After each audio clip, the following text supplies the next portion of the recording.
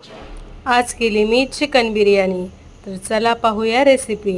तर इथे 2 वाटी तांदूळ घेतले, त्याला स्वच्छ धुवून एक अर्धा तास भिजायला ठेवलं आहे।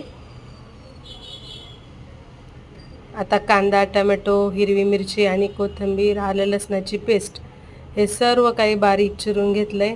त्याचबरोबर अर्धी वाटी दही घेतले आणि हे जगभरातले मसाले घेतलेत। थोडीशी दालचिनी, काळा मसाला, गरम मसाला, घरचा बनवलेला मसाला, सर्व मसाले एका बाजूला काढून घेतलेत। आता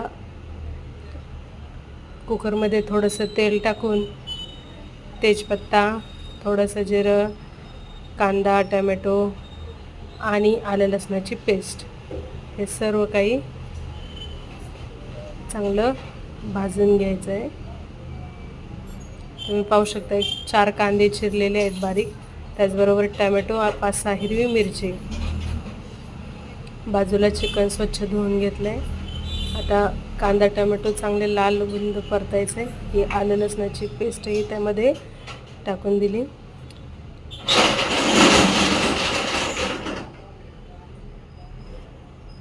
छान परतून घेतले आहे। आता यामध्ये हे सगळे जगभरातले मसाले टाकून दिले। त्यात बिर्याणी मसाला, चिकन मसाला, थोडासा घरचा मसाला, चवीपुरतं मीठ हे सगळं घालून छान मसाला चांगला परतून घेतला आहे।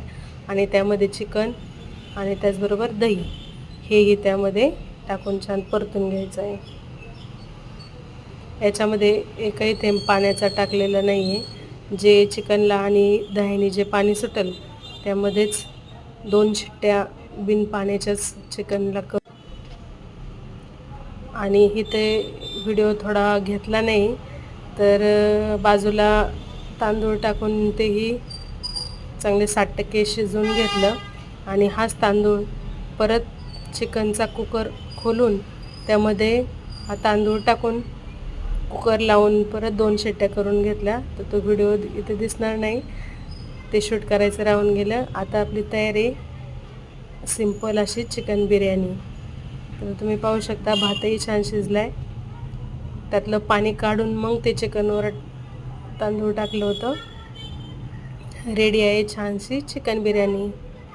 चला या खायला।